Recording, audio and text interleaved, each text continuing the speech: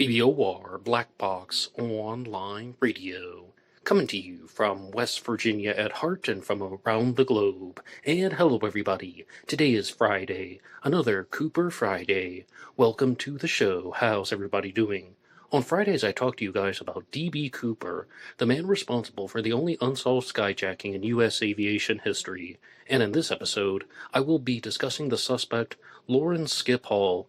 And you guys know the drill. You can hit the like button if you want, subscribe if you haven't, and drop a comment down below if you have something to say about D.B. Cooper. For larger things, you can send them to me at blackboxonlineradio@aol.com. And I am your host, Box Ned. On November 24th of 1971, a man using the name Dan Cooper boarded a plane going from Portland to Seattle. While he was on board, he handed a note to a flight attendant stating that he had a bomb in his briefcase. After opening his briefcase and displaying what seemingly appeared to be a bomb, he took everyone on board hostage and demanded $200,000 in 4 parachutes. After successfully obtaining these in Seattle, he ordered the plane to take off again, heading toward Mexico. When they told him that he was unable to fly to Mexico because the plane didn't have enough fuel, they agreed upon Reno, Nevada. But Cooper didn't need that much time. At some point over the Pacific Northwest, D.B. Cooper parachuted out into the night with the money, never to be seen or heard from again. To everyone's satisfaction, of course, there are some people out there who believe that they have identified D.B. Cooper. And in this episode, I'm going to be discussing Skip Hall as a D.B. Cooper suspect. And this is one that I've been meaning to do for quite some time. When Ryan Burns of the D.B. Cooper Sleuth channel did his matrix on the suspects that were most likely to be D.B. Cooper, Skip Hall went right to the top. And I know that a lot of you guys in the comment section, in the chat, as well as people who follow the D.B. Cooper case, really want answers. And Skip Hall is not just some ordinary D.B. Cooper suspect. He is a strong D.B. Cooper suspect. And I think that if anyone were just a newcomer to the D.B. Cooper case and they were to look at Skip Hall's suspect profile, they probably would think very highly of him. And I'm just going to say it right now. There's a high chance that Skip Hall was D.B. Cooper. And I'm going to be calling him Skip Hall for the majority of this episode, but he actually had several different aliases. Skip Hall, Loran Hall, of course that's his legal name, Lawrence Hall, Lorenzo Hall, and Lorenzo Pasillo. And that is one that he used during his days as a Cuban revolutionary, and it seems like at certain times in his life he was pro-Castro and also anti-Castro, and we're going to be talking all about that in this episode here, and I'm going to rely extensively on the book Where Was Skip by John Limbach, which I think is absolutely a fascinating read, and I actually want to just begin with that. Let's look at who was Loran Skip Hall, because D.B. Cooper boards the plane. He is described as an older businessman. They estimate that his age might have been around 44 years old, maybe 6 feet tall. He has this bomb in the briefcase. He has a mystery bag. He's wearing an overcoat or raincoat on top of a brown or russet suit, and he's wearing a black tie, which he leaves behind on the plane. Well, let's look at who was Skip Hall, and here's some things about him, all listed off in John Limbach's book, and this is from the free sample, so I don't think I'm giving away too much. He was in the U.S. Army for 5 to 6 years. He was in the Kansas and Iowa National Guard. He did 2 to 3 years serving in Germany. He was trained in counterintelligence, trained in weapons, ballistics, and explosives. He was depressed and had a mental breakdown before leaving for Cuba. He went to Cuba at the end of the 1950s. He was a freedom fighter for Fidel Castro, and then he was imprisoned by Fidel Castro and in a Cuban jail cell, yard for 3 months, with mob bosses and a casino owner named Santo Traficante Jr. He was a soldier of fortune against Castro and communism. This is what I said when I meant at sometimes in his life he's pro-Castro, and at sometimes in his life he is anti-Castro. He was a jackal for the CIA, in his own words. And I don't mean to go off on some giant tangent about being a jackal, but I first learned about the jackals because of the book Confessions of an Economic Hitman by John Perkins, who claimed that he was an economic hitman and he wanted to write this as a tell-all. And what he said was that the jackals are part of a system that powerful countries use to control nations that aren't so powerful, or a better way of phrasing it is more powerful nations want to control countries that are less powerful. And the first thing that they try to do is they try to control the situation economically with sanctions or restrictions. And if that doesn't work, then they can send in the jackals. And the jackals are the people who are designed to cause internal uprisings, to cause certain types of political agitations. And if that doesn't work, then they can do a full-scale military invasion. The first step would be the economic hitman, which John Perkins claims to be. The second step would be a jackal, which is what Skip Hall claims to be. And the military invasion, I mean, that's rather self-explanatory. So I'll move on from there. But he is a Kennedy assassination suspect. This is something that really surprised me about this particular theory. And John Limbach appeared on the D.B. Cooper Sleuth channel with Ryan Burns, and during the interview, he said one point that he really wanted to make clear, and that was that his book is not some type of sensational D.B. Cooper JFK assassination book. It's not necessarily the D.B. Cooper JFK assassination connection, even though Skip Hall is going to be a suspect involved in both of these, and he is heavily connected to both stories.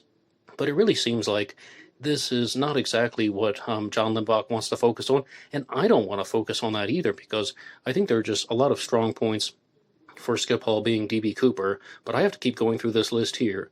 He was a paramilitary trainer in Cuba and then in Florida. He was associated with Jerry Patrick Hemming, a parachute expert, member of the Interpen with Hemming, and he moved to California after a release from Cuba, and he admitted that he was offered money to kill Kennedy. He was investigated by the Warren Commission, and I think that the most valuable things about that are relevant to his physical descriptions, and we're going to hear more about that later. Subpoenaed and later questioned by the district attorney, Jim Garrison. And of course, he was played by Kevin Costner in the JFK movie by Oliver Stone. And he was a John Birch Society member and fundraiser. And this is also very important because D.B. Cooper was described as a businessman, first of all. When D.B. Cooper's on the plane and he hands the note to Florence Schaffner, the flight attendant, she just puts it in her pocket because she thinks he's an older businessman who's trying to flirt with her. And he's like, "Ma'am, you better take a look at that again," or "Miss, you better take a look at that again." Whatever he says, "I have a bomb." And she looks at the note. But that is the description that you'll most likely find on the internet, that she thought that he was a businessman. And when you also hear the clips of Skip Hall talking, he sounds like somebody who has practiced a lot with public speaking. He sounds like he has a gentle yet persuasive voice. He seems like someone who is very good at attracting a crowd without seeming overly abrasive. And to be honest, I think that this guy Skip Hall isn't necessarily some type of world-class badass. Instead, my impressions of him were that he wanted attention. He liked being the center of the spotlight, liked hearing himself talk, and we're going to get into so many more things about that because this is very relevant to how these skyjackers function.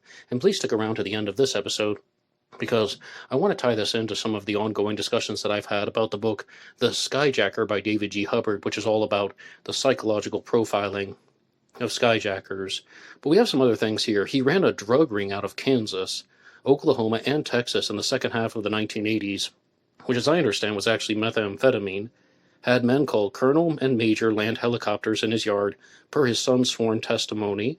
That's also relevant to psychological profiling. Ran guns to Central America, married 3 times, and his wife's names were Joan, Ann, and Judy.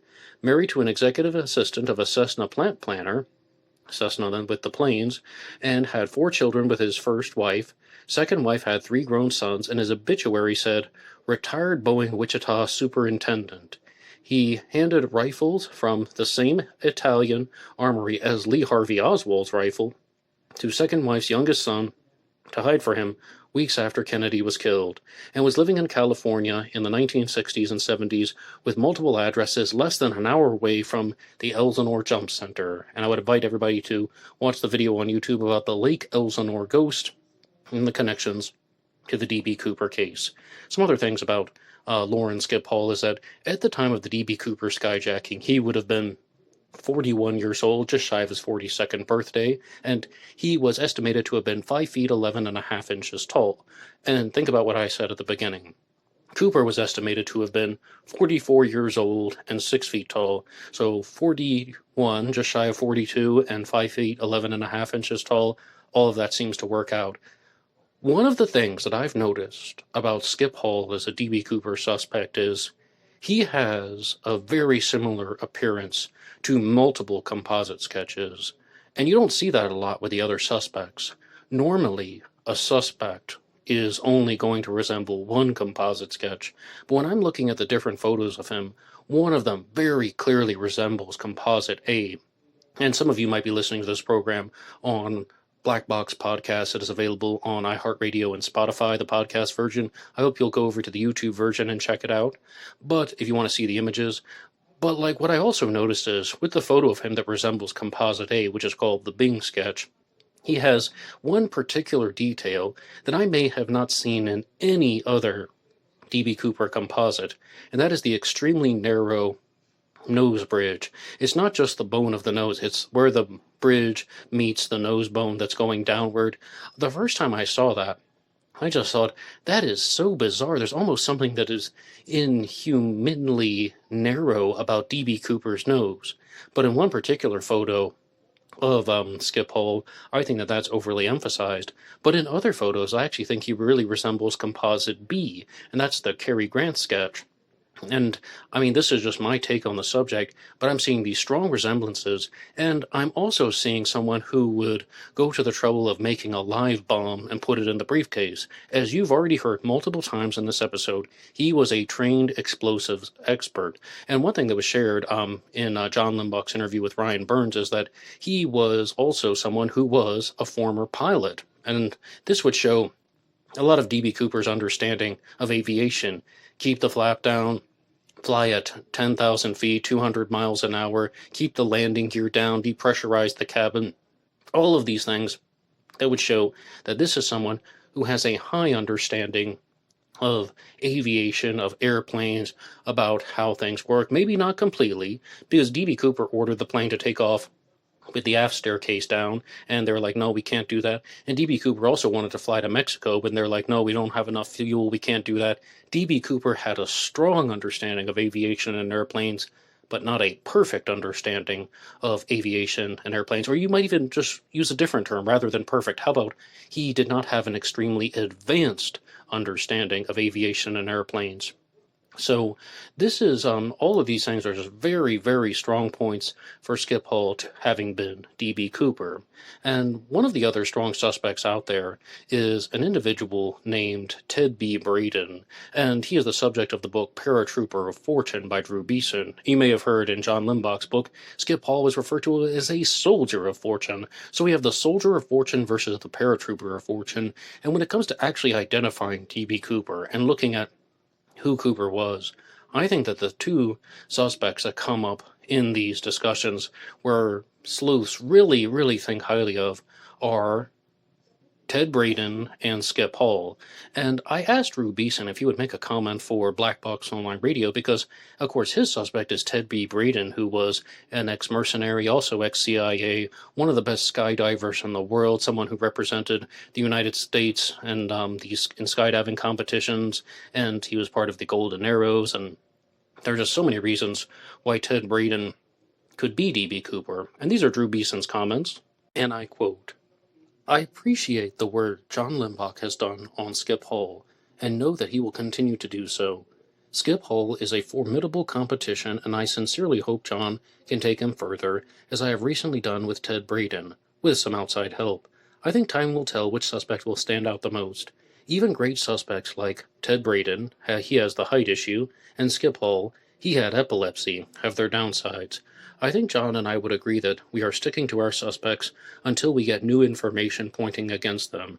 Neither of us can put Braden or Skip on the plane, so I'm up for Tina Mucklow to decide who she thinks Cooper is if we are all lucky enough. I do think that one edge that Ted Braden has is that people who knew him personally fully believe that he was Cooper. I personally have spoken to at least 6 of these people, and I don't think any Cooper suspect has that accolade. So that is something, though, I mean, I will give credit to Drew Beeson for that. He has talked about this multiple times about the people who served in Vietnam with Ted Braden thought that D.B. Cooper was Ted Braden. They were like, yep, that was Ted Braden. He completely had the abilities to pull this off. But somebody like Skip Hall also had the abilities to pull this off. And Skip Hall, as I said, seems like someone who is an attention seeker. And I told you that this would tie in to the book The Skyjacker by Dr. David G. Hubbard, which is all about the psychological profiling of skyjackers.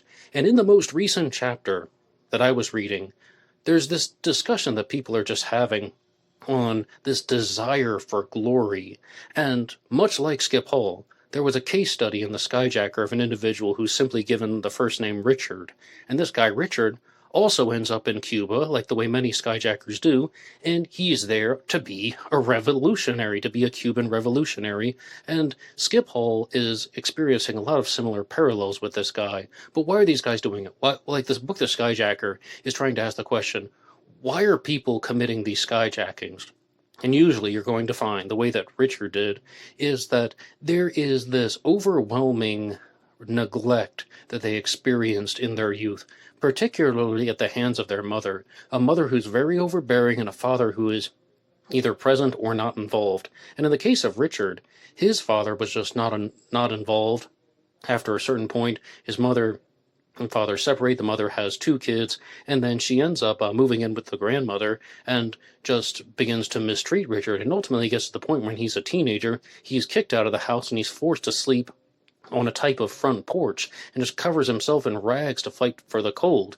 So then this guy, Richard, ends up getting on the army recruitment list and just decides to join the army at age 17, goes AWOL, and then he's just looking for some cause to attach himself to. I mean, a whole bunch of things happen, but ultimately he ends up skyjacking a plane and trying to go to Cuba. And with Skip Hall, I'm noticing an extremely similar parallel. They want acceptance. They want glory. They want approval. They want to show off. But it's all coming from this point of their time in life when they are not loved. And I first learned about Dr. David G. Hubbard because of the documentary episode In Search Of, which featured an episode about D.B. Cooper hosted by Leonard Nimoy.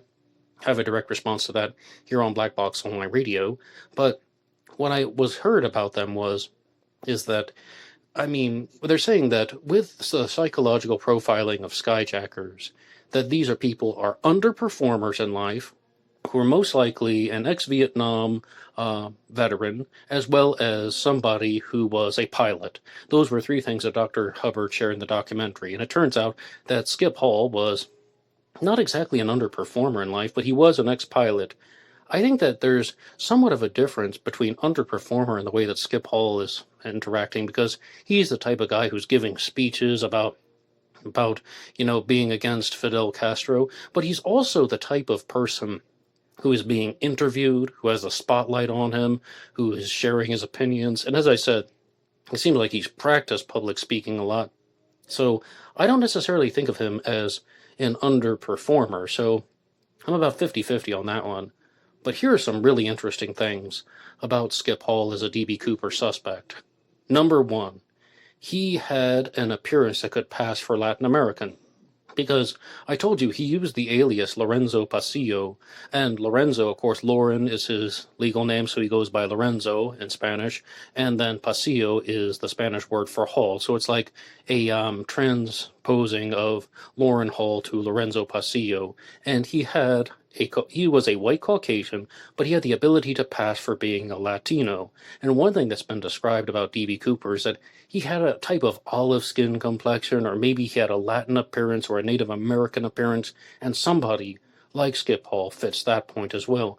I really think that Skip Hall is just going to be spot on for the appearance. And when you look at his photos, of course he's not a perfect match for all the composites. I don't think any suspect is a perfect match for all of the composites, but he has this ability to fit all of the descriptions, the height, the weight, the facial features, in a very particular way that I don't really see with a lot of other D.B. Cooper suspects, partnered with his understandings of everything, and even the Latin American appearance, because this is the type of vibe that he gave off, not to mention spending years in Cuba. So all of these things are points that are coming in favor of Skip Hall being D.B. Cooper. And to continue the discussions about his physical appearance, I would like to go over to the D.B. Cooper Sleuth channel and look at something that was written out in the comments section. And someone says that Loran was too short. And a person responded by saying, 5 feet 11 inches isn't too short, and there's a very specific reason why I'm reading this. And he says, Loran Skip Hall was listed by the Department of Justice in a memo on April 5th of 1963 as 5 feet 7 inches tall. And mostly, I would say that 5 feet 7 inches tall is too short to be D.B. Cooper, because even if he's sitting down, to look at a 5'7" person and think that he's 6 feet tall, I just don't really think that that would happen. But there is a response to that that says that they were going off of the book here, where was Skip, and that states that he was 5 feet 11 inches tall. And then somebody tried to add a point of clarity by saying that this is an error that was taken from his attempt to get into the Army at age 15. Hall's 2 official military separation documents that have been verified online and with a family member who possesses copies have listed his height at 5 feet 11 and a half inches tall in 1947 and 6 feet tall in 1952. When Hall is asked to describe himself by Jim Garrison in 1968, he states that his height is 5 feet 11 and a half inches tall. So it seems like that he published something, or he wrote something down that was incorrect, and that it's just some type of incorrect information that's going out there, and maybe indeed that Skip Hall's height was 5 feet 11 and a half inches tall, just south of 6 feet. So if there's any type of a misunderstanding, I think that could be the origin. So what do you guys think about Skip Hall as a D.B. Cooper suspect? I'm seeing someone who really had the brain for this. I'm also seeing someone who had the type of attention-seeking get-up where he would want to put himself in this situation. And I've been using the word glory a couple times, but I don't even know if glory is the right word. It's almost as if somebody was trying to find a sense of belonging, or somebody is just trying to do things in a chaotic and destructive way just to see if something works out in their life. Because Skip Hall is doing all of these different things, pro-Castro, anti-Castro, trying to make it in America, John Birch Society. He's floating around a little bit, and perhaps that is a little bit superficial on my part, but that is my initial observation. So when I look at somebody like D.B. Cooper, I have to come back to this whole, not exactly underperformer in life, but someone who just feels like they don't have any strong connection. And in the book The Skyjackers, well, they talk about how it's almost as if someone is choosing the plane. They're choosing the skyjacking as opposed to robbing a bank, because they are above the earth. They're trying to put themselves above the world, literally and metaphorically speaking. So that is some stuff to consider, and I think that Skip Hall would match up with all of this stuff. And to all of you who are listening to Cooper Friday, if you've listened this far into the episode, I know that you can tell the difference between a strong suspect profile and a weak suspect profile. When it comes to somebody like Skip Hall, as I said, if you were just to have an introductory course on him the way that I have, the way that I did, you would probably say very early on, there's a high chance that this guy was D.B. Cooper. In comparison to somebody such as Walter Recca or John Emile List, you might look into those suspects, and very early on you're going to think, whoa, no, these guys were not D.B. Cooper. And I have standalone episodes about both of them here on this channel. And I invite you to check out my suspect playlist for the D.B. Cooper episodes. So I'm just thinking that, I would also put Skip Hall at the top of the list, the way that the suspect matrix was created. Maybe not number one, because I want to learn more about him. I want to learn more about his personal characteristics. And as I said, I don't think he matches the underperformer mold, but at the same time, I think he's pretty close, just not quite there. A good example of an underperformer in the post-Vietnam era would be Richard Floyd McCoy, a Green Beret from Vietnam, someone who's decorated, but he goes back to ordinary American life, and he's not doing very well. And he launches the skyjacking as a way to set things up for profit. But, he's trying to obtain $500,000, but McCoy is busted, of course. But I think he really matches these types of psychological characteristics that have been discussed in the skyjacker. But, Richard McCoy got on his plane with a grenade, and the grenade turned out to be a dud. And I think, hypothetically, if Skip Hall were D.B. Cooper, he would have used a real bomb, because multiple times in this episode, I've told you that he had explosives training, and it seems like he had a very high understanding of explosives and how they worked and how they functioned. So I would put him in the category of the type of person who would use a real bomb. And one of the things also about Skip Hall is it doesn't seem like he's the type of person who is going to try to do something in a way that would leave any room for embarrassment. It almost seems like he's trying to hide himself from that. But I do have to come back to this underperformer angle because, as I said, when I'm reading this book, The Skyjacker, and they're talking about this parallel figure that we can discuss named Richard, he's able to start a business where he's actually training dogs and renting them out as guard dogs, specifically German Shepherds. And in the first 3 months of his business, he's making $8,000 a month in like the 1960s or 70s probably. And that's, $24,000 in 3 months. He's earning money and running a real business. And I'm just like, what is wrong with these people, huh? Why can't that just be enough? Why can't people just get to a point in life when they just are free from the trauma? All right, yes, you had a terrible upbringing. You didn't bond with your parents. Why can't you just do good things? Well, one of the reasons with Richard is that he was already on the run for using hot checks in Miami. And with somebody like Skip Hall, I really think that he wouldn't have wanted just an ordinary life. This guy seems like somewhat of a thrill seeker, but definitely in a chaotic way. I just told you that thing at the beginning when it says that in the 1980s he was running a drug business, which means like he was a meth cook, and all of these things are just different types of illegal activities, and he's just trying to do something that is deviant, that is against the social norm. Definitely seems like a dopamine-centered individual who's going to do things to fuel his own excitement, but he also wants an audience around him, so it seems like he's somewhat serotonin-centered as well, and he would have been the type of person to attempt a skyjacking. Another thing that I've noticed about my early explorations into Skip Hall is that he also doesn't seem like a dummy. He doesn't seem like an unintelligent person. He seems like somebody who could have planned this relatively well, and perhaps he could have gotten away with it. Again, I really want to know your feedback about Skip Hall. And I do have one thing that I just have to throw into the middle of things. His name was Loran Eugene Hall.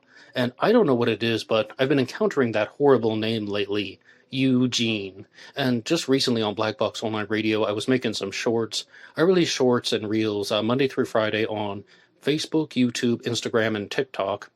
And most of them are about serial killers. And I was just talking about Henry Eugene Hodges, the Screaming Strangler, as well as about Carl Eugene Watts, who was the Sunday morning slasher. Some of these names, I don't know how they get them. Well, actually, I do know how they get them, but I don't know why they have them.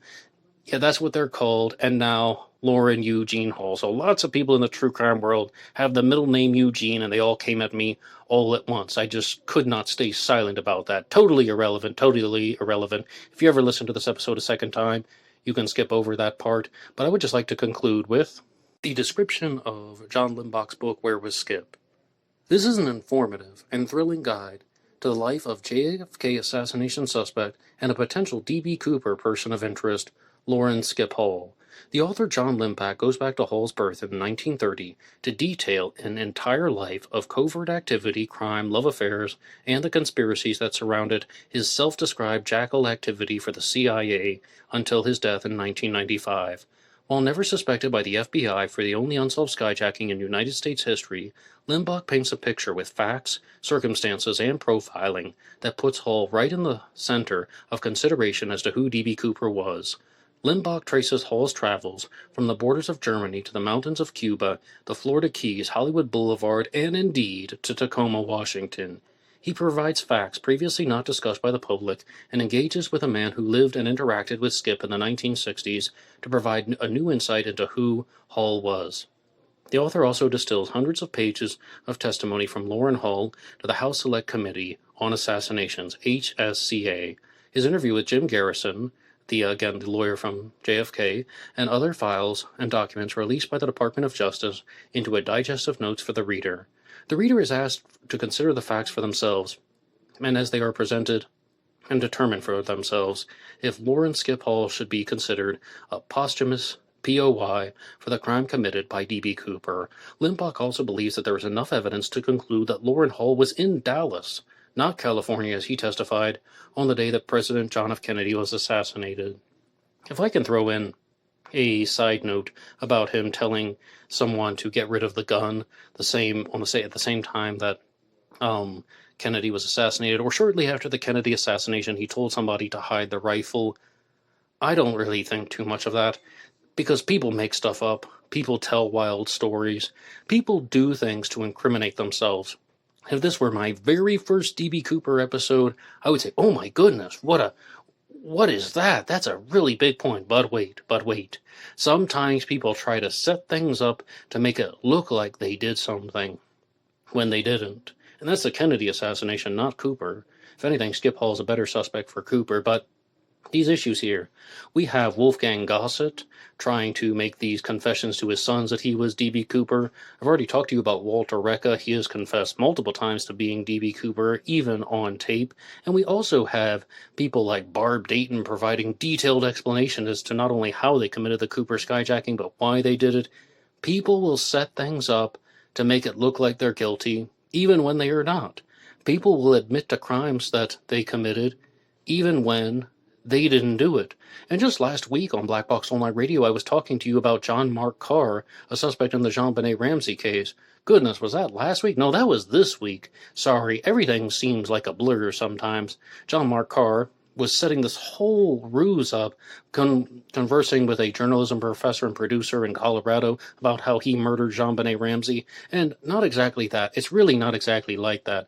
He is claiming that he knows insider information and alluding to the fact that he murdered her, not like begging to be arrested. He's setting this up as some type of twisted game, and he didn't do it. The DNA didn't match. So, with somebody just trying to say, hide this rifle after the Kennedy assassination, I am not convinced on that alone.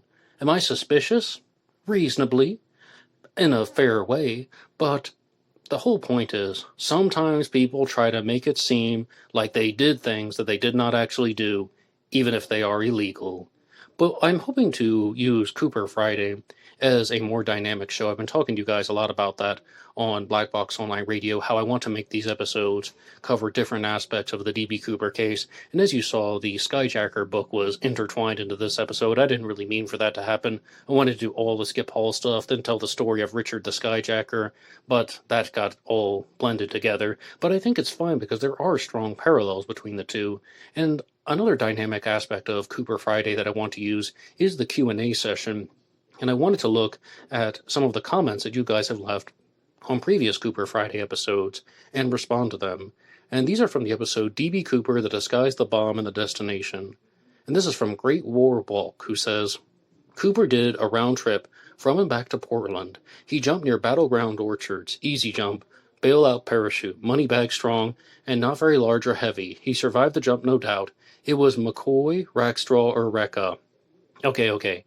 You had so many good points here. So many things about how it really wouldn't have been that difficult of a jump. And if he jumped over Battleground Orchards, that would be much less harsh than jumping over the Cascades or jumping into a forest or, heaven forbid, landing in the river. So those are all strong points, but these suspects here, McCoy, Rackstraw, or Recca, why did you have to choose three of my bottom-of-the-barrel suspects? These people I think I would put as almost certainly not D.B. Cooper. Everything else, though, I agree with.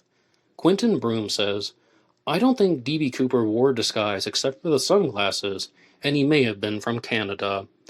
Recently on this channel, I had the opportunity to interview Jude Morrow, who is the author of the book Dan Cooper, and he talked about how he actually began to think a little bit more about D.B. Cooper being a foreigner, not from the United States, because when D.B. Cooper was on the plane, he asked for $200,000, but he specified that he wanted $200,000 in negotiable American currency.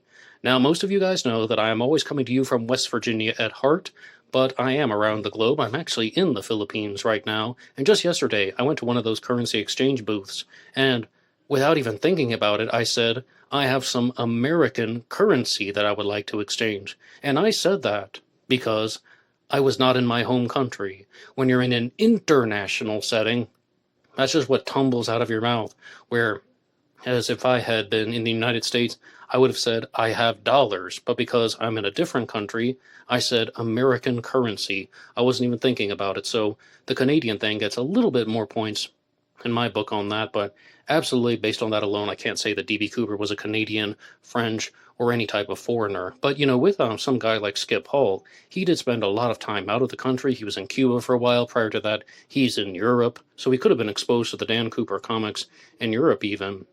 Bill Manning says, disguise? Yes, I think D.B. Cooper was disguised in some ways. Bomb? I think it matters very little whether or not his bomb was real. Of course, of course. I mean, the only thing that I think that it's kind of curious to look at D.B. Cooper's psychology, but D.B. Cooper could have accomplished everything with a dud. I agree that it doesn't actually matter too much, but I am always thinking about it. Destination. I think he wanted to jump out of the plane in a familiar territory, maybe like Orchards or north of Vancouver, Washington. Bill, I completely agree with you. And one thing I'm hoping to start on Black Box Online Radio is to give out an award for the Comment of the Week, which I might release on my Monday show. Every Monday I do a segment about the Zodiac Killer. And the Comment of the Week is just going to be something when I think someone makes an excellent comment. Bill, this year is amazing that D.B. Cooper is doesn't matter if the bomb's real, and he's disguised in some ways, and he wants to jump over familiar territory, Orchards near Vancouver, Washington. You might get the award for the comment of the week this time, because I think all of that is spot on. Now, Ed Schmitz has something different when he says, he may have dyed his hair, no other disguise. Yeah, I don't really think D.B. Cooper was wearing a toupee. Some people have talked about that. But one thing that has been mentioned, though, I just wanted to get back to this. When I was flipping through John Limbach's book, he talks about all of the physical evidence they had about D.B. Cooper. And frequently I mentioned to you guys about the tie. I talk about the hair slide. He left a hair behind on the headrest. He touched cups when he was drinking from them. He smoked the cigarettes. The butts were destroyed. But Cooper also left behind a palm print on the armrest, which would have been lifted. That was discussed in the book. And I haven't really talked about that too much on Cooper Friday. But actually there could be other ways that we would be able to obtain DNA from D.B. Cooper, particularly the packing cards that were used in the parachute that he did not jump with. And Jay Weiss has a comment when he says, with such a standstill in the case, I would try a medium. A ditto moment might come out of it. You would try a medium? Like, you mean like involving psychic powers? I don't know if that's going to be exactly what you want to do, but when you say a ditto moment, I think that's a reference to the movie Ghost, where Whoopi Goldberg played the medium Oda Mae Brown, and she's getting in touch with Patrick Swayze's, ghost, and Patrick Swayze doesn't like to say I love you, he just says ditto back to his girlfriend. But no, psychic powers probably won't even be able to find Cooper. And we have one here from the Tragic Youth who says, best disguise equals Cooper normally wore facial hair, which he shaved off before the hijacking, most likely cut his hair to be shorter too, that way anyone who knew him with long hair would not recognize him, and a mustache or beard, they wouldn't recognize him either from the description and sketches publicized by law enforcement. Very simple and very effective. Well, I do have to give you credit for one thing there. This is right before the Thanksgiving holiday. Some men can grow a beard very fast. And if you were to do something like that, this would be an excellent opportunity to hide out for a week. You're traveling for Thanksgiving or something, people might not expect to see you for 7 days, and then growing back with a shorter beard or something, or, you'd have to explain the hair. I don't think he could have grown his hair that long. But in terms of the beard, I'm completely on board with that. But thank you so much for listening to this episode of Black Box Online Radio. And if you enjoyed this episode, one more time, you can hit the like button and subscribe. You can also download the show for free on Spotify and Apple Podcasts. And if you want to support any of the efforts on Black Box Online Radio, I come to you guys Monday through Friday for Zodiac Monday. Tuesdays and Thursdays I do True Crime Talk Radio in the morning, which will make its return next week. And on Wednesdays I talk to you about Jack the Ripper. And of course, we are here on Cooper Friday. And if you want to support any of these efforts, you can go over to buymeacoffee.com.